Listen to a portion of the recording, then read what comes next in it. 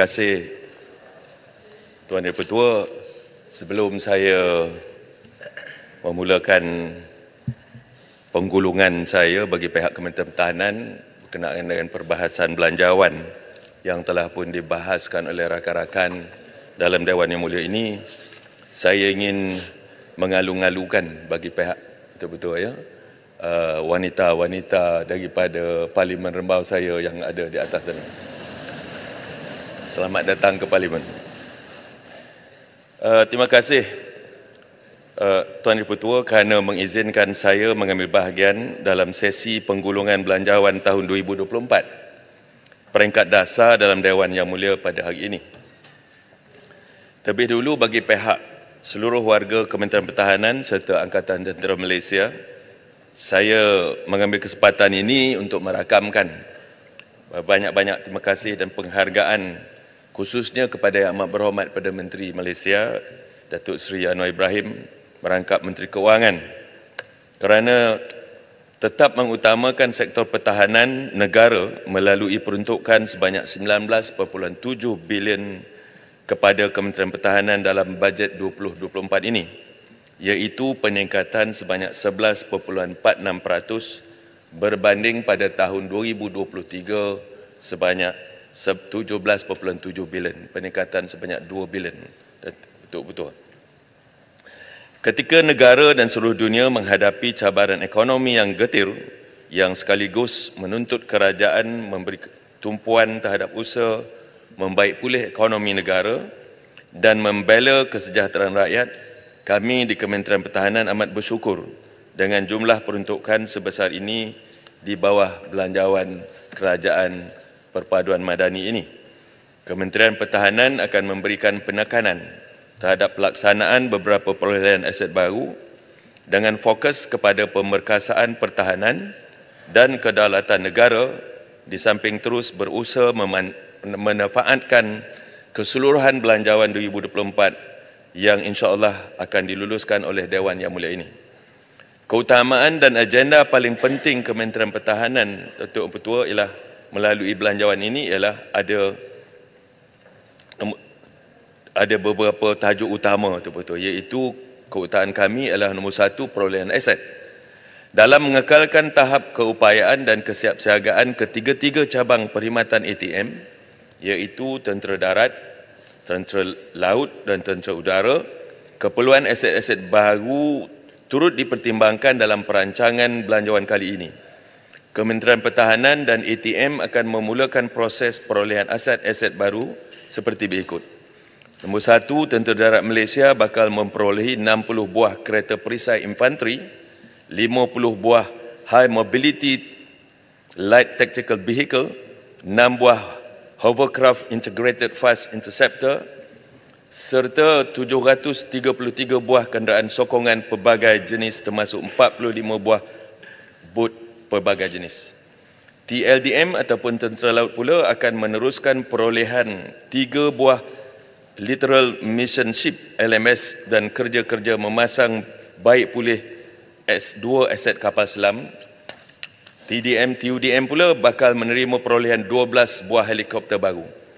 Nombor 2, kepentingan yang kami letakkan, Datuk Pertua, ialah keselamatan persepadanan negara. Keselamatan persepadanan negara akan terus dipertahankan dengan membina 7 buah pos imbangan baru, antaranya di Melikin dan Pak Dalih di Sarawak. Ketiga, kesejahteraan warga pertahanan.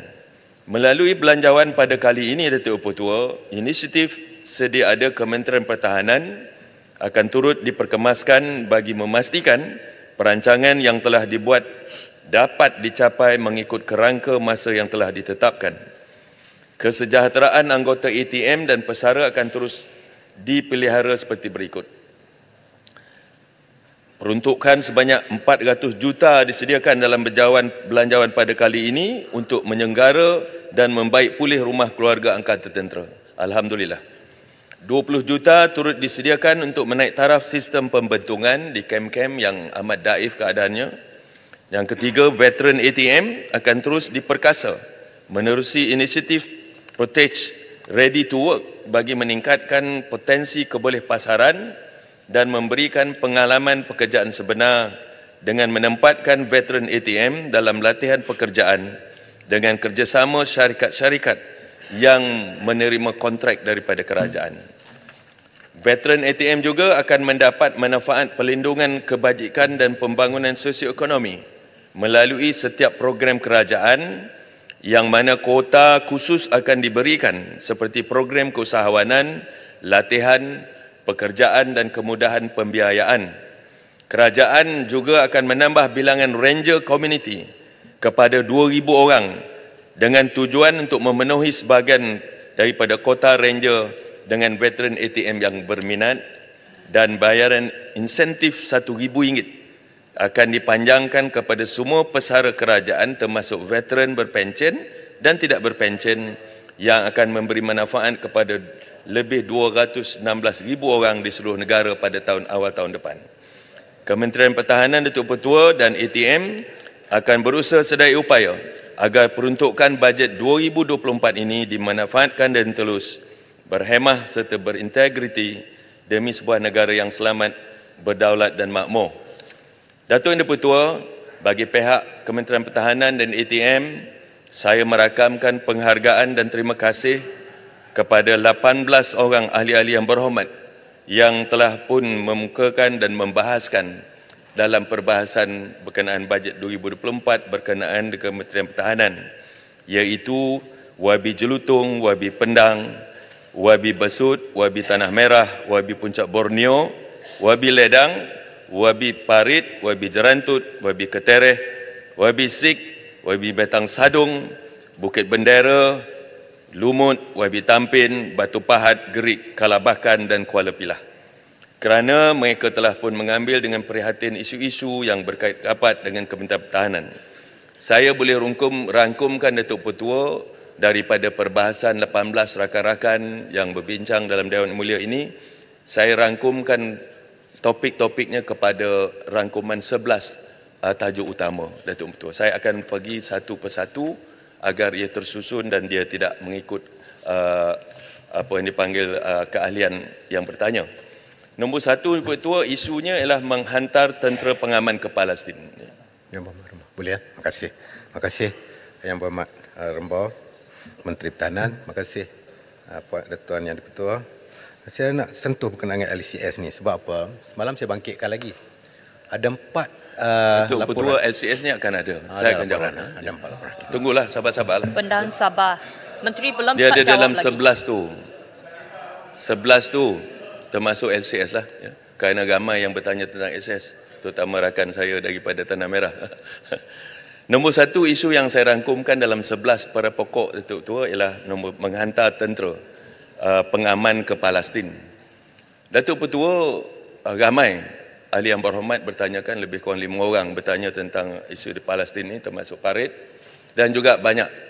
Baru-baru ni hari Jumaat selepas semain Jumaat, mereka bergerak, ada NGO bergerak daripada Masjid Al-Walid ke depan pintu masuk Kementerian Pertahanan, membawa spanduk-spanduk menggesa Kementerian Pertahanan untuk menghantar tentera pengaman di Palestin.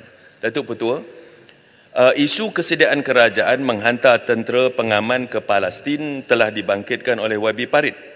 Perkara ini telah dijelaskan juga oleh Yang Amat Berhormat Perdana Menteri sendiri pada sesi penerangan Menteri berkenaan perkembangan terkini krisis Palestin Israel di Dewan Yang Mulia ini pada 16 Oktober yang lalu. Untuk makluman Dewan Yang Mulia ini, Datuk Petua, keputusan untuk menghantar trup tentera secara unilateral, saya ulangi, secara unilateral ke sesuatu kawasan bergolak bukanlah keputusan mudah dan ia memerlukan penelitian pelbagai pihak termasuk Kementerian Luar Negeri, pandangan negara-negara sekitar kawasan yang bergolak ataupun krisis, dan yang paling utama, ia perlu mendapat mandat yang jelas daripada Pertubuhan Bangsa-Bangsa Bersatu. Sehingga kini, Datuk Petua, Malaysia sentiasa komited dengan memberi sokongan terhadap usaha mencapai keamanan sejagat di bawah panji-panji bangsa-bangsa bersatu. Ini terbukti sejak tahun 1960 lagi. ATM telah terlibat dalam 37 misi sama ada sebagai tentera pemerhati ataupun tentera pengaman seperti misi pengaman di Kongo, Somalia, Namibia, Cambodia, Bosnia-Herzegovina, East Timor dan yang terkini di selatan Lubnan. Tuan Yang Dipertua, sehingga kini pihak ATM masih terlibat dalam 5 misi antarabangsa di bawah misi PBB, iaitu 1 misi pengaman di Lebanon, United Nations Interim Force in Lebanon ataupun UNIFIL mulai tahun 2007 dan 4 misi pemerhati iaitu United Nations Mission in the Democratic Republic of Congo ataupun MONUSCO, Kongo sejak tahun 2000, UN Interim Security Force for ABI, UNIFA, di sempadan Sudan dan Selatan Sudan semenjak tahun 2006, United Mission for Referendums in Western Sahara, MINUSO, Sahara Barat sejak tahun 1991 lagi, dan United Nations Mission to Support the Hudaybiyah Agreement, iaitu di Yaman sejak tahun 2021. Mengenai pergolakan di Palestin, buat masa ini Datuk Pertua, tiada sebarang keputusan oleh PBB ataupun United Nations untuk menghantar tentera pengaman ataupun peacekeeper ke Palestin. Sungguh pun begitu, Kementerian Pertahanan melalui ATM sentiasa bersiap siaga, termasuklah pasukan pengaman Malbat yang sekarang bertugas di bawah UNIFIL di Lebanon.